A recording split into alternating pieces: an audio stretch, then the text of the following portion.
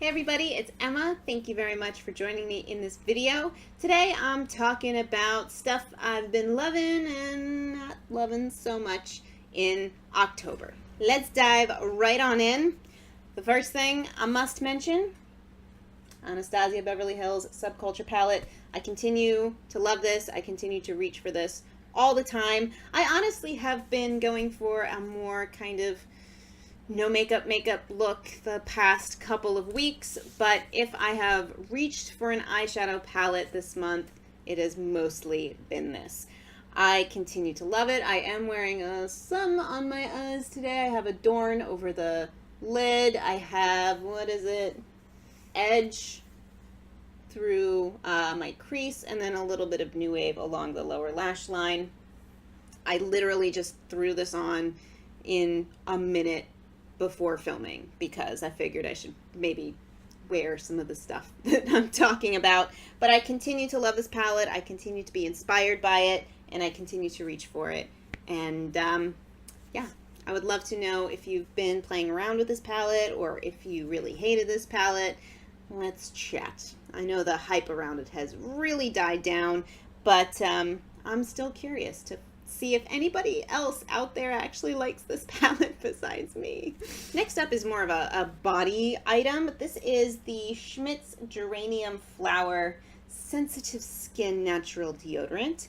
I had mentioned another Schmidt's deodorant. I got one of the ones that come in a pot, the Rose Vanilla, and I really enjoyed it. I liked the formula. It didn't irritate my skin at all, but I also found that, well, obviously this is a super first world problem. I missed the convenience of having a stick deodorant. So I picked this up and I love it. It is so nice. It smells so good. I'm almost tempted to have people like, oh, smell my armpit, it smells amazing, or just wear this as deodorant. It has a really nice kind of rosy scent, a natural rosy scent. It's vegan, cruelty-free, and it doesn't have any antiperspirant ingredients. To be honest, I haven't really done any research about aluminum or the other ingredients that might be in a more traditional deodorant slash antiperspirant product. Honestly, I just find it really difficult, if not impossible, to find a cruelty-free, more conventional deodorant. So that's why I grabbed this. So it does not keep you from sweating. You will be wet, but I find that it works really well to keep any odors at bay. If I do any kind of intense workout, if I teach a Zumba class in the morning, I do like to reapply this after I'm done if I can't, shower. It'd be nice to shower and then just, apply a fresh coat. But if you do anything really strenuous, I don't know why that got stuck in my throat, you may like to just reapply this at some point in the day. But if you have tried natural deodorants and it has irritated your underarms, this might be a good option. I find that the cornstarch that's often used in natural deodorants gives me a rash. It's really unpleasant. But the Schmidt's deodorants, all of the ones that I've tried, are made with arrowroot powder, which for some reason agrees with my skin. So that's another plus, that it's not irritating. To me anyway. All right, I have a few skincare things to chat about. The first one I have talked about on my channel before, but I found a new use for it that I really enjoy. So this is the Earth Science Creamy Fruit Oil Cleanser. I had originally bought this because I wanted an oil cleanser for the first part of my evening skincare routine. Something that I could put on my dry skin to help remove my makeup before I go in with my second cleanser. And honestly, it's not great at it. It might kind of loosen makeup, but I need a separate remover for my eye makeup, which I will talk about in a second. And it doesn't really wash away clean, which I prefer at the end of the night. Since I do a second cleanse, I've found that it's not really that big of a deal, but it's not great for the intended purpose I got it for. However, my skin has definitely been on the more kind of dehydrated end of things. It's still pretty oily, but dry, so dehydrated. So I've actually been using this in the morning as my morning cleanser. I find that the kind of film that it leaves behind feels quite nice in the morning, and since I'm not removing any makeup, it doesn't matter that it sucks at taking makeup off. And it just leaves my skin feeling a lot softer and more hydrated than my CeraVe foaming cleanser. I probably won't repurchase it for that. I think I would just get the CeraVe hydrating cleanser. But I really do enjoy this for a morning cleanse. So if you're looking for something really nourishing for the morning cleanse, or if you are not one to wear a whole lot of makeup, or you use a separate makeup remover, you might like to check this out. I will be curious to try the hydrating cleanser from CeraVe and see how they compare. So I'll keep you updated whenever I'm out of my current cleanser. Next up is another product I've kind of changed my mind about, but in a less positive way, and that is from CeraVe, and it's their SPF 30 Skin Renewing Day Cream. This is probably my 4th or 5th bottle of this, so I've gone through quite a few, and I really did enjoy it. Obviously, since I've gotten so many tubes of it.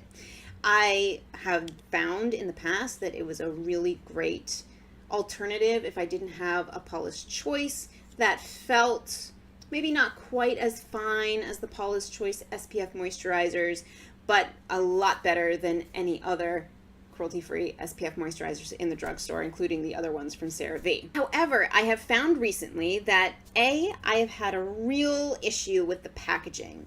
So the last 2 bottles I have had to exchange at the drugstore because the pump just would not work. No matter how many times, you know, I would kind of keep them for days and pump around. I would store them upside down and see if that helped, which is obnoxious. Not only that, but I have found that this does not sit on my skin nearly as well as it used to.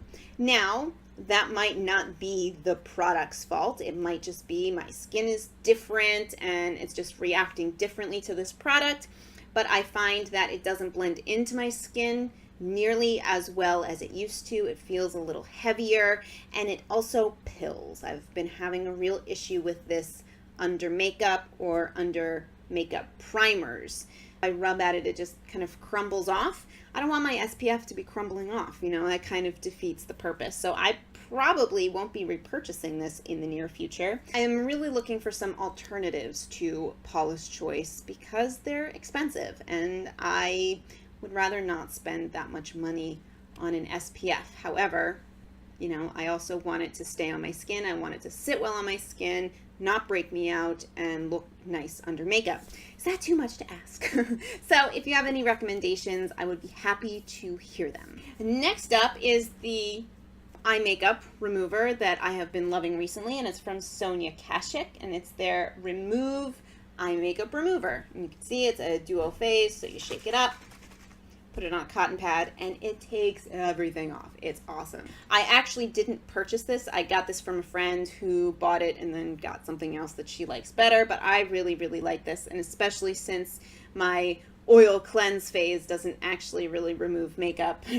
This has been a necessary part of my skincare routine. Super gentle, it doesn't sting my eyes, and like I said, it takes everything off really quickly and easily. 3 more products to talk about. The next 2 are both kind of moisturizing skincare items. The first one I've mentioned on my channel before. This is the Trader Joe's 100% Argan oil. I love this. It is such a nice oil for my skin. It doesn't break me out. It is lightweight enough that it doesn't feel gross, because I do still have oily skin, but it just needs a little extra moisture. It sinks into the skin quickly. It doesn't leave a really greasy, gross, heavy feeling on my skin. What I've actually been doing lately is just putting a couple of drops of this with my regular nighttime moisturizer and just kind of mixing it up with that, and my skin just feels so nice after I do that, and it wakes up. I wake up and my skin feels particularly soft and lovely. So this is a great product. The last skincare thing I want to mention is from Cerave. Which one is it? I don't know. This is their healing ointment. So this is kind of their version of Vaseline, but it's cruelty-free and it's got a lot of other nice ingredients in it. And honestly, I use this mostly for lip balm or sometimes to remove my eye makeup. But again, because my skin has felt really dehydrated, I have been playing with adding a very small, light layer of this on my face, maybe once or twice a week, or if I just feel like it needs an extra little boost. And it's awesome. I patch tested it first because I wasn't sure if this was going to be too heavy, but it seemed to sit well on my face. It feels, of course, a little bit thicker than the Argan oil does, but it is really, really nice. And so if you're having some dry skin issues, you maybe check this out. Or if there's a certain spot on your face that's really dry and flaky, something like this could be really nice. Last product I want to mention is actually a candle, and it's from Trader Joe's. The Trader Joe's Vanilla Pumpkin Scented Candle is made with a natural soy wax blend with a lead-free cotton wick. Is there lead in our other candle wicks? Anyway, I think it smells amazing. It's very strong on the vanilla with some kind of cinnamon, nutmeggy, very seasonal fall notes thrown in there as well. And I have found I often, with things, scented things from Trader Joe's, I love the scent for like a smell or two, and then it starts to make me feel a little sick. But this just continues to smell awesome. So I really love it. If you have a Trader Joe's around and you dig kind of vanilla spicy scents, then check it out. And that is it for my October faves, mez, and fails. If you have any products that you've been particularly loving, or maybe a product that didn't work so well for you over the month, I would love to know in the comment section. And I really appreciate you taking time to watch this video. If you have any questions, comments, video requests, anything like that, let me know. And I will see you in the next one. Bye, guys.